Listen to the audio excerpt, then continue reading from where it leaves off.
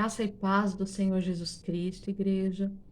Nós vamos continuar refletindo sobre os passos de Jesus que culminaram com a crucificação dele, por amor a nós, para que hoje nós tenhamos livre acesso ao Pai, para que hoje nós possamos desfrutar de um relacionamento vivo e saudável com o nosso Deus. Antes disso, vamos fazer uma oração. Senhor nosso Deus, Pai Santo, querido e poderoso, no nome do Senhor Jesus Cristo, colocamos a nossa vida, Pai, à tua disposição. Pai amado, o Senhor conhece o nosso coração e sabe o nosso desejo de agradar ao Senhor. O Senhor sabe, Deus, as dificuldades que encontramos no caminho, e no Senhor Jesus Cristo, Pai, nós sabemos que é possível vencer tudo isso. Que muitas vezes nos falta força, mas que o Senhor seja a nossa força. Deus amado, abra os nossos olhos espirituais para que possamos ver da maneira que o Senhor vê.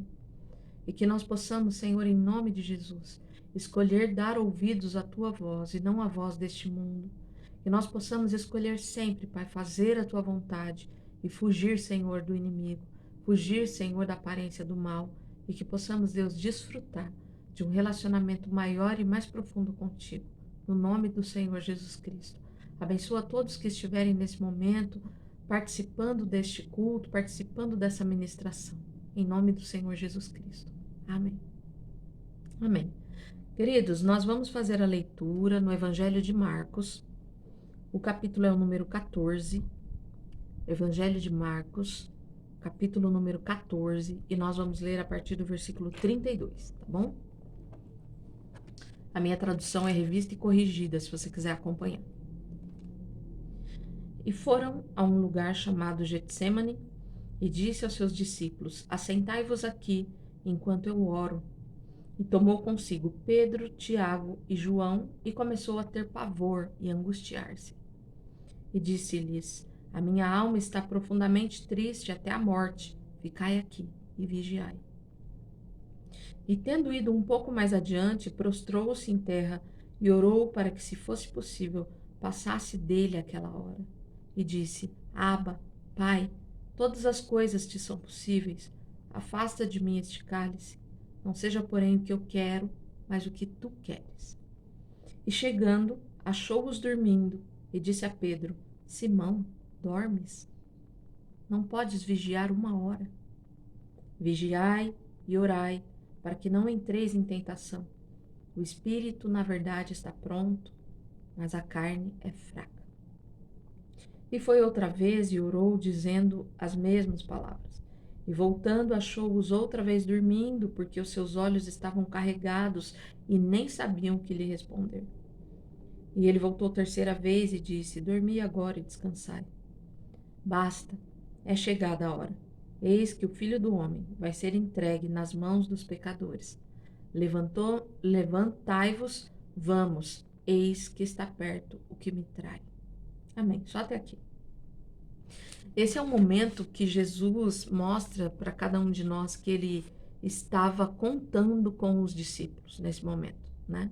Então ele coloca um grupo de discípulos para estarem vigiando em oração, chama para si aqueles que eram mais chegados, Pedro, Tiago, João, e para subirem com ele até o Getsêmani.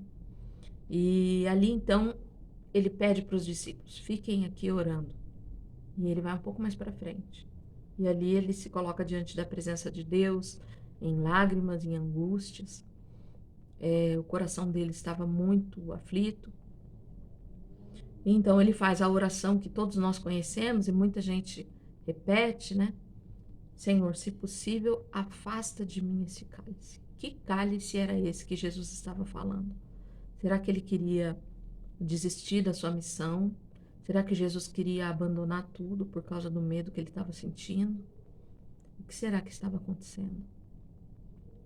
Nós precisamos parar e pensar que Jesus tinha uma comunhão, um relacionamento muito grande, um relacionamento muito forte com o Senhor. Lembra que em várias vezes em que ele estava com os discípulos ou que estava no meio da multidão, frequentemente Jesus se afastava sozinho para orar, para ter comunhão com o Pai, para refazer as suas forças, para buscar a força que vem do Pai. E ali ele passava os seus momentos de oração. às vezes a noite inteira, em oração, na presença do Pai.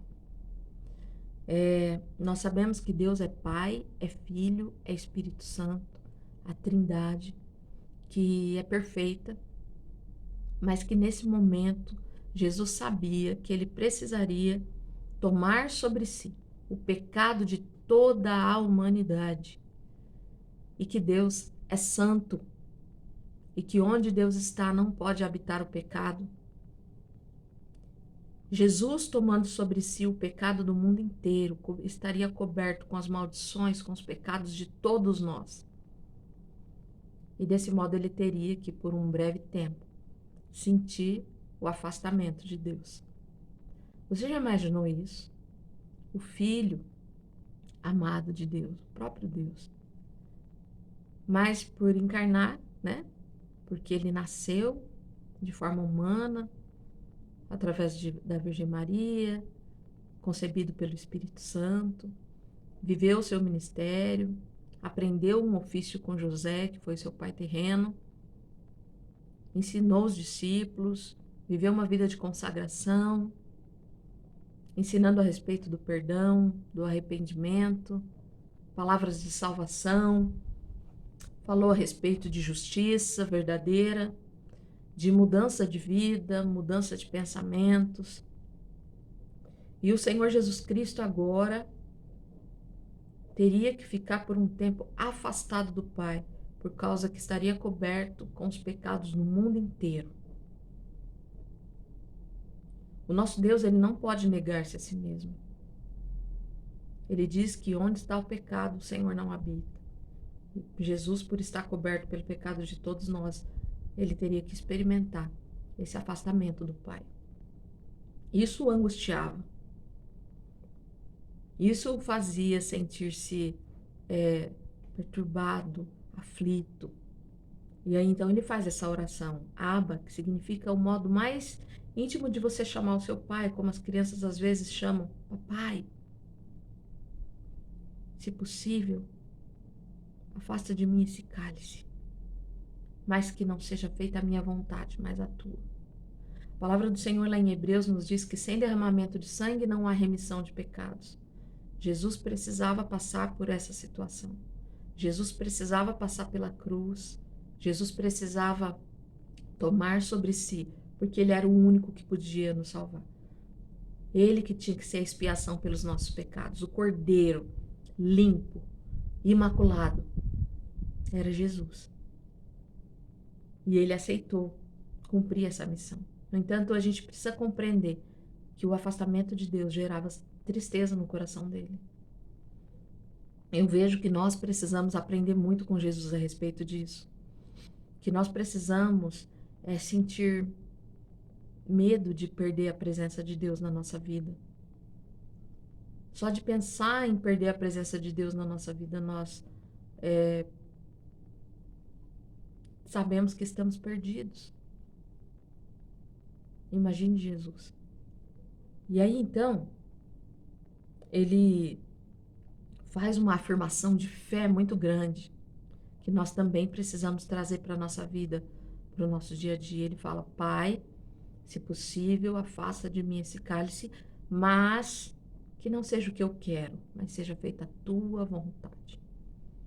Na nossa vida, igreja, muitas vezes nós passamos por situações, e o tempo todo isso acontece, em que nós queremos que a nossa vontade prevaleça. Não é verdade? A gente é assim. A gente quer que a nossa vontade seja mais importante do que todas as outras questões. E que Deus faça aquilo que nós queremos. Muitas vezes nós invertemos essa questão de que nós somos os servos e o Senhor é Deus. E nós muitas vezes imaginamos que o Senhor é o servo e Ele está aqui para fazer o que a gente quer, quando na verdade não é assim. A palavra nos afirma, e nós devemos crer nela, através do profeta Isaías, que os pensamentos de Deus são mais altos que os nossos pensamentos, que os caminhos dele não são os nossos caminhos, ou seja, o Senhor não vai agir conforme aquilo que a gente pensa. E também a nossa mente é muito limitada para criar soluções ou criar respostas, abrir portas. Nós precisamos aprender a confiar no Senhor e falar como Jesus falou. Pai, olha, que seja feita a tua vontade. Na minha vida, na minha família, na tua igreja, nesta cidade, no meu trabalho, sobre meu relacionamento, que seja feita a tua vontade e não a minha. Ele expõe o ponto de vista dele, porque Deus não é um Deus autoritário, né? Ele nos ouve, ele deseja que a gente fale o que passa no nosso coração, e é isso que Jesus faz, mas ao mesmo tempo ele confia no Pai. E nós temos confiado no nosso Pai? Será que nós temos cumprido aquilo que Jesus espera de nós? Esse é o tempo da gente pensar a respeito disso. Será que temos cumprido o que Jesus espera de nós? Ou será que nós temos cedido à nossa carnalidade e temos mais dormido do que vigiado? Isso é algo muito importante para a gente pensar. O Senhor espera que nós estejamos vigiando o tempo todo, que nós estejamos nos preparando, que nós estejamos atentos a tudo que está acontecendo, que nós estejamos principalmente em oração. Vê que ele fala para Pedro: Pedro, nenhuma hora você conseguiu vigiar, por uma hora você conseguiu ficar em oração por mim, intercedendo. E aí o texto vai um pouco mais para frente e diz: eles nem sabiam o que responder. Lá no Evangelho de Lucas, esse mesmo texto, Lucas fala que eles estavam com o coração entristecido. E essa tristeza fazia com que os discípulos dormissem. Porque imagine vocês, Jesus que trazia palavras de ânimo, palavras de alegria, né? Tem de bom ânimo, não temais, né? Vocês vão ter aflição, mas eu venci o mundo. Então Jesus sempre trazia palavras de ânimo, de esperança, de amor, de salvação. E de repente Jesus começa a falar para eles que, olha, o Filho do Homem vai ser entregue. O Filho do Homem vai padecer. Depois de 3 dias vai ressuscitar. Está chegando a hora em que eu serei entregue. E eles começam a ouvir essas mensagens e o coração deles não estava preparado para isso. Como muitas vezes o nosso coração não está preparado para aquilo que o Senhor quer ensinar para a gente.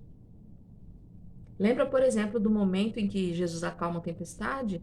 Eles entram no barco e Jesus fala: vamos para a outra margem. É uma afirmação de Jesus. Nós vamos chegar do outro lado, ele está dizendo. E no meio do caminho, Jesus dorme, né? Enquanto eles estão navegando, Jesus dorme. E os discípulos veem a tempestade se formando, ficam aterrorizados e vão lá acordar Jesus Cristo. E ele fala o quê? Homens de pequena fé, por que duvidaste? E eu entendo isso dessa maneira. Eu disse para vocês, nós vamos chegar do outro lado. Não importa se no caminho tem tempestade, não importa se no caminho tem vento, não importa se no caminho está entrando água dentro do barco, mas se eu estou neste barco com vocês, nós vamos chegar do outro lado.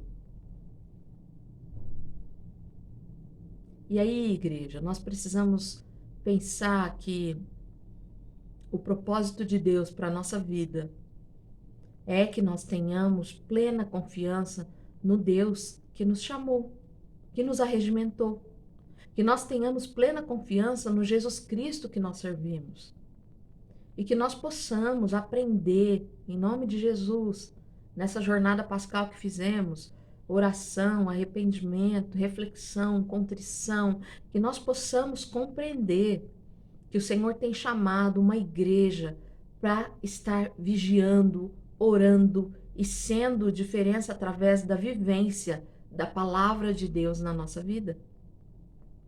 Esse é o desejo do coração de Deus. E aí a gente pode perguntar, tudo bem, mas e as coisas do dia a dia? E as questões do meu trabalho? E as questões da minha família? E as questões... Calma. Jesus disse, vamos chegar do outro lado. Então nós temos que confiar. Ele está à frente. Amém? Ele está à frente da minha vida. Ele está à frente da sua vida.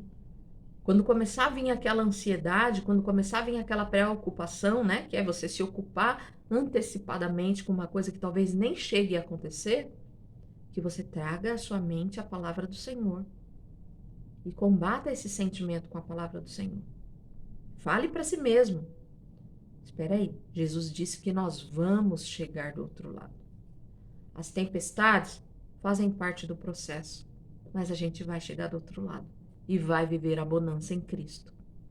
Em nome de Jesus. Que essa palavra abençoe o seu coração, abençoe a sua vida, abençoe o seu comprometimento com Cristo e te leve a desejar entrar em águas mais profundas de relacionamento com o Pai. Amém? Vamos orar? Deus nosso, Senhor nosso e Pai nosso celestial. Muito obrigada, Deus, por esses momentos de oração. Muito obrigada por este momento de reflexão na tua palavra. Deus, obrigada, Pai. Obrigada, o Senhor é bom, o Senhor é santo, o Senhor é poderoso. Obrigada, Deus, porque o Senhor Jesus Cristo cumpriu, Senhor, a missão dele até o fim, para que hoje nós tenhamos livre acesso a Ti, Pai. Muito obrigada, Deus, porque nós temos o privilégio de chamar o Senhor de Pai. Muito obrigada porque o Senhor nos tirou do império das trevas. Obrigada porque nos trouxe para o reino do Filho do seu amor. Ensina o nosso coração, Deus, a pertencer totalmente ao Senhor.